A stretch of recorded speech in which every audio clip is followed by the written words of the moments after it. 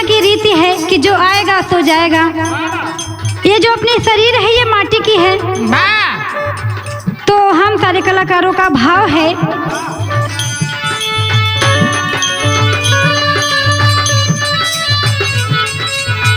माटी के बनल शरीरिया, माटी के बनल शरीरिया, माटी के बनल शरीरिया, माटी के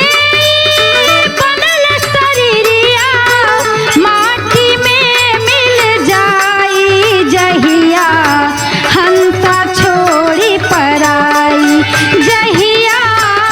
हंसा छोड़ी पराई, शरीरिया माटी में मिल जाई, जहिया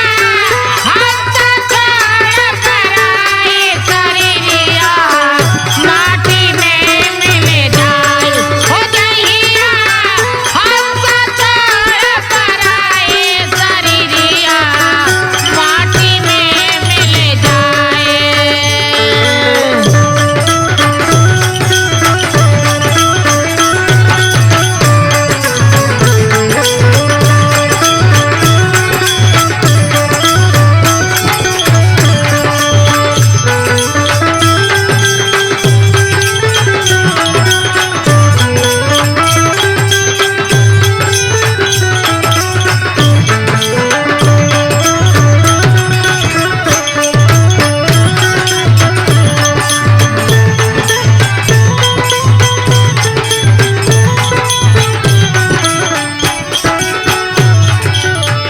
और कहना बा देवेंद्र कवि जी के लेखनी बा, बाबू माई बेटा बेटी, बाबू माई बेटा बेटी, बाबू माई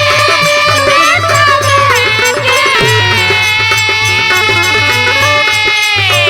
बाबू माई बेटा बेटी, देखी रुवत रही जाई जहिया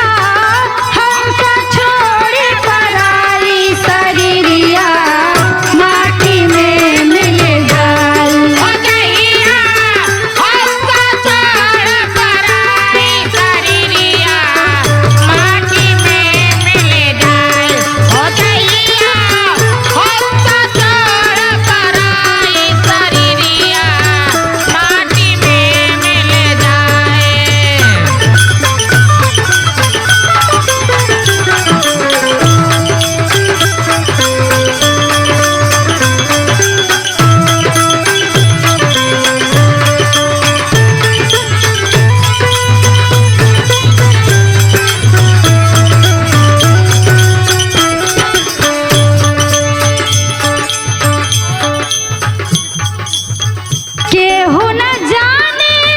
देह से हंसा, केहू न जाने देह से हंसा, केहू न जाने देह से हंसा, केहू न जाने देह से हंसा, कवना क्षण उड़ जाई शरीरिया माटी में मिल जाई, जहिया हमका छोड़ पराई शरीरिया माटी में मिल जाई, जहिया हमका छोड़ पराई शरीरिया माटी में मिल जाए, जहिया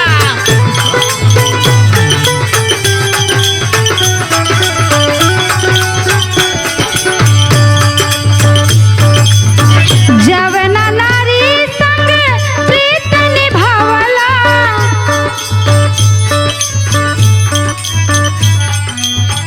जवन कइले रहबा जग में, जवन कइले रहबा जग में, जवन कइले रहबा जग में, जवन कइले रहबा जग में, उहे गावल जाई शरीरिया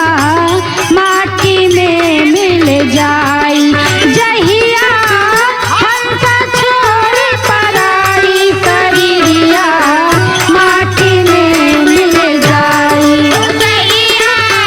हमका छोड़ पराई शरीरिया माटी में मिल जाए, जहिया हमका छोड़ पराई शरीरिया माटी में मिल जाए।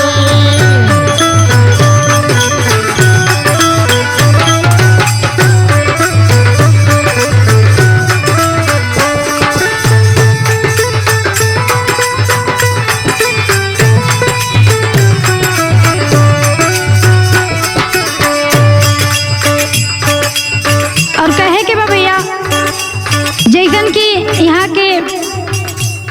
जमीन